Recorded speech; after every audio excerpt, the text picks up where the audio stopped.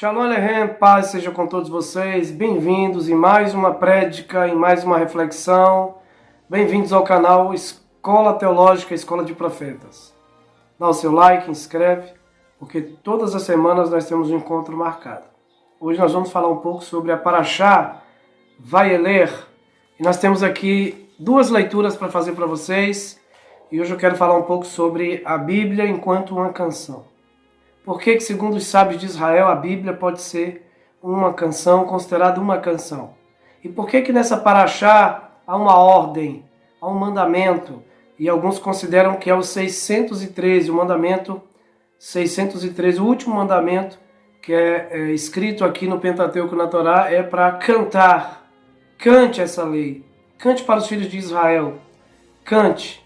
Há uma ordem que a gente recebe aqui nessa Parashá para cantar a Torá, cantar a Bíblia. E para quem conhece um pouco do serviço sinagogal, sabe que nas sinagogas as porções e as leituras da Torá são feitas cantando. No livro de Deuteronômio, capítulo 31, do verso 10 em diante, diz: E ordenou-lhes Moisés, dizendo: Ao fim de cada 7 anos, no tempo fixado, no primeiro ano, do ano da remissão, na festa das cabanas, quando o povo ou quando todo Israel vier a comparecer diante do Eterno teu Deus, no lugar em que escolheu o Eterno, lerás, aqui está mandando ler, lerás essa lei, essa Torá diante de todo Israel, aos seus ouvidos.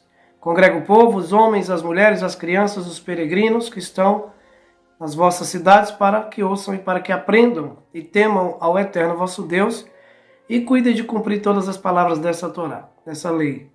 E que seus filhos, que não tiveram conhecimento, ouçam e aprendam a temer o Eterno vosso Deus, todos os dias que viverdes sobre a terra, a qual ides passando o Jordão para herdar. Quero fazer com vocês agora a última leitura da mesma Parashá, Mafti. Deuteronômio capítulo 31, verso 28. Lembrando que essa Parashá, essa porção, ela só tem um capítulo, ela é pequena. Agora vamos ver o que diz no finalzinho da Parashá, ou seja, do capítulo 31. Congregai diante de mim todos os anciãos de vossas tribos, os vossos policiais, e eu falarei essas palavras aos seus ouvidos. E tomarei por testemunhas contra eles os céus, porque sei que depois da minha morte, certamente vós vos corrompereis e vos desviareis do caminho que vos tenho ordenado. E o mal vos sobrevirá nos últimos dias, porque fareis o mal à vista do Eterno, para o irritares pelas obras de vossas mãos. Moisés faz uma espécie de profecia, ele prevê o que vai acontecer. Continuando. E falou Moisés na presença de toda a congregação de Israel. E aqui eu quero que você redobre a sua atenção no versículo 30. E falou Moisés na presença de toda a congregação de Israel as palavras deste cântico até se acabarem. O que nós temos aqui na quarta leitura e o que nós temos aqui no Mafti, que é considerada a última leitura, após a sétima. Existe uma ordem para ler, uma ordem para ensinar a Torá. O Massori é passar essa Torá, esse ensinamento de pai para filho. Existe uma ordem que essa Torá, esses mandamentos que são preciosos, sejam herança para os filhos dos hebreus. Mas já na última leitura, no Mafti, existe uma ordem para cantar. Ensine os teus filhos esse cântico. Ensine a eles cantarem essa lei. Isso aqui é uma coisa fantástica, eu quero compartilhar um pouco com vocês sobre isso. No último dia 6 de setembro, caiu numa segunda-feira, antes um pouco do nosso 7 de setembro aqui no Brasil, nós tivemos uma festa bíblica que está registrada em Levítico 23, o dia do toque da trombeta, chamado Yom Teruah, ou propriamente chamado Rosh Hashanah, ou Rosh Hashanah, o ano novo, a cabeça do ano. Isso está escrito em Levítico 23, a partir do verso 23, 24, 25. Depois desse dia 6, que foi numa segunda-feira, até mais ou menos o dia 8, nós celebramos então o Ano Novo Judaico Bíblico. Nós tivemos agora, e vamos ter um outro evento. Agora nós vamos ter o dia de Yom Kippur. No dia 15, ao pôr do sol do dia 15 ao dia 16, teremos então 10 dias depois, segundo a Bíblia nos ensina, o 10º dia do 7º mês, vocês vão fazer um jejum solene. Aí nós conhecemos isso na Bíblia de Yom Kippur, ou dia do perdão. E depois do Yom Kippur, apenas 4 dias depois, Yom Kippur se encerra dia 16, no dia 20 nós teremos a festa de Sukkot. E aqui é onde eu quero falar um pouquinho com vocês, a festa das cabanas. Veja o que diz a Bíblia no Novo Testamento, no livro de João, no capítulo 7, no verso 37. No último dia, o grande dia, preste atenção que eu quero explicar para vocês o que significa o grande dia. Então, no último dia, o grande dia da festa, Jesus pôs-se em pé e clamou: Se alguém tem sede, venha a mim e beba.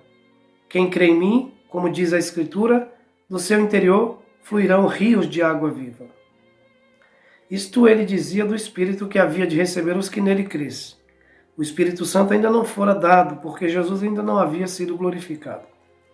Ao ouvir essas palavras, alguns entre a multidão disseram: verdadeiramente este é o profeta. Outros diziam: ele é o Cristo. Ainda outros diziam: pode o Cristo vir da Galileia? Não diz a Escritura que o Cristo virá da família de Davi, de Belém, a cidade onde Davi era? Então aqui nós temos Jesus aparecendo. Ele primeiro aparece no meio da festa de tabernáculos aqui, quando ele veio à terra. E aqui esse relato de João capítulo 7, verso 37, diz que ele aparece no último dia da festa. Então no dia 20 de setembro agora, pelo calendário romano, nós teremos a festa de Sukkot, a festa das cabanas, que o povo de Israel celebra. Várias igrejas e judeus do mundo inteiro celebram essa festa, em que durante 7 dias nós vamos ficar hospedados fora de casa, numa cabana, num casebre. Alguns fazem de várias maneiras, em várias culturas. A ideia é lembrar que éramos peregrinos, não tínhamos casa, não tínhamos pátria, não tínhamos nada. Éramos um povo peregrinando em busca de um destino, de uma terra prometida. Por que eu li esse texto para vocês de João 7,37? Essa Parashá Vaelé, ela fala sobre a ideia de uma canção, da Torá ser uma canção.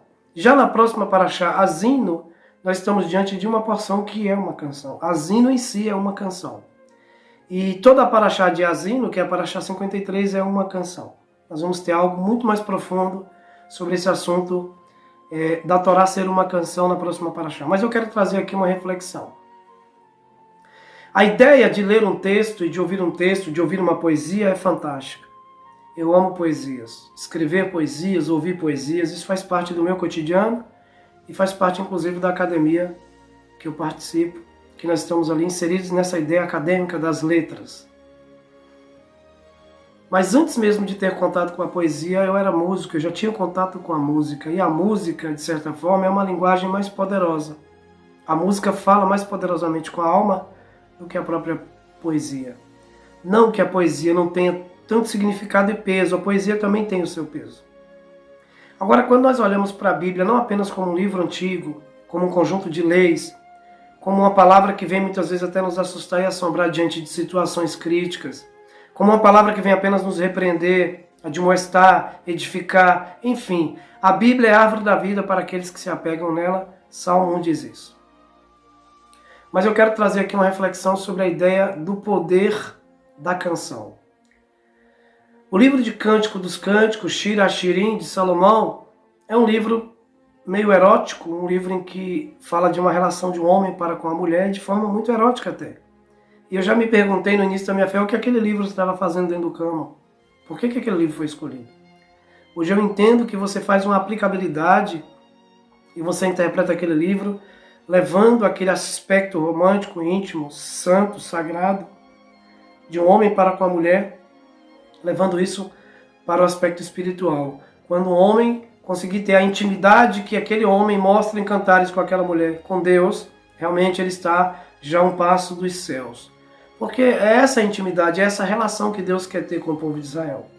E na ortoga da Torá, quando ele entrega essas leis, quando ele dá essas leis como herança, eu costumo dizer que a única herança que um judeu tem de verdade é poder ler, estudar, comentar e ensinar as escrituras sagradas.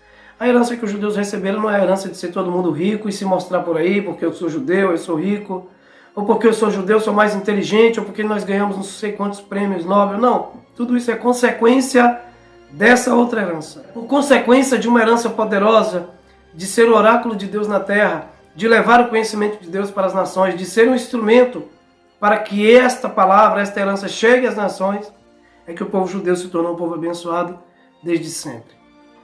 Mas eu quero falar sobre a Bíblia como uma canção e um contrato de casamento. É como se o Deus de Israel se casasse com o povo judeu e a Bíblia, a lei entregue, era o contrato de casamento. É como se o próprio Jesus quando chama os discípulos para essa dinâmica de formar uma nova congregação, uma nova querrilá, uma nova proposta de pregação do Evangelho, ele também convida a gente para um novo relacionamento, para um relacionamento inovador. É a mesma Bíblia, é o mesmo contrato, mas agora é o filho que está se casando, não mais o pai. E o filho convida, então, essa noiva para este casamento. Ele atrai ela por amor, ele corteja essa noiva e é capaz de dar a sua própria vida por ela e até entrega a sua própria vida para que essa noiva seja salva ou para que essa noiva esteja preparada. Então, nesse contexto de Kiddushim, de casamento, nós entendemos que sim, a Bíblia pode ser uma canção, porque nos casamentos se canta, a noiva canta para o noivo canta para a noiva, ou o Razam, o oficiante, canta para os noivos. Ou o cantor que é contratado canta para o momento do casamento.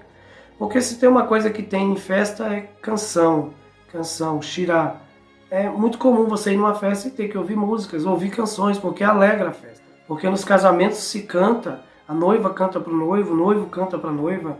Ou o Razam, o oficiante, canta para os noivos. Ou o cantor que é contratado canta para o momento do casamento. Porque se tem uma coisa que tem em festa é canção, shirá.